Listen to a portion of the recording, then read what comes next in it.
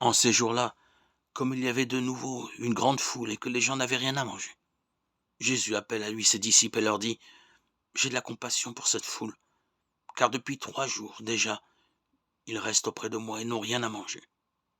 Si je les renvoie chez eux à jeun, ils vont défaillir en chemin et certains d'entre eux sont venus de loin. Ses disciples répondirent: Où donc pourra-t-on trouver du pain pour les rassasier ici dans le désert? Il leur demanda: Combien de pain avez-vous? Ils lui dirent 7. Alors il leur donna à la foule de s'asseoir par terre. Puis prenant les 7 pains et rendant grâce, il les rompit, et il les donnait à ses disciples pour que ceux-ci les distribuent. Et ils les distribuèrent à la foule. Ils avaient aussi quelques petits poissons que Jésus bénit et fit aussi distribuer. Les gens mangèrent et furent rassasiés. On ramassa les morceaux qui restaient. Cela faisait 7 corbeilles.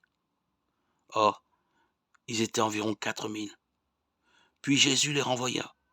Aussitôt, montant dans la barque avec ses disciples, il alla dans la région de Dalmanouta. Évangile de Jésus-Christ selon saint Marc 8, 1, 10. Jésus se montre ici profondément humain. Il sait que l'homme ne peut vivre sans manger et il nourrit ses disciples jusqu'à se faire lui-même leur nourriture. Seigneur, apprends-moi à te faire confiance jusque dans les moindres détails de ma vie quotidienne. Je sais qu'en te donnant ma foi, le fruit du travail de mes mains deviendra le corps de ma vie, le pain de ma subsistance, ton corps, Seigneur. Merci, Seigneur, pour les pécheurs qui ont répondu à ton appel en Galilée,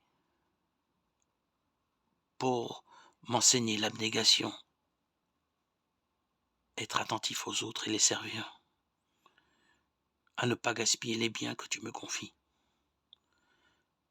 de porter toujours ton regard sur moi et de ne pas laisser passer une occasion de témoigner de ma foi. Seigneur, donne-moi de ne laisser aucune excuse ou circonstance, quelle qu'elle soit, pour me retenir de prier, de te louer. Apprends-moi à répondre à ton appel à te rencontrer avec toute ma volonté, sans restriction.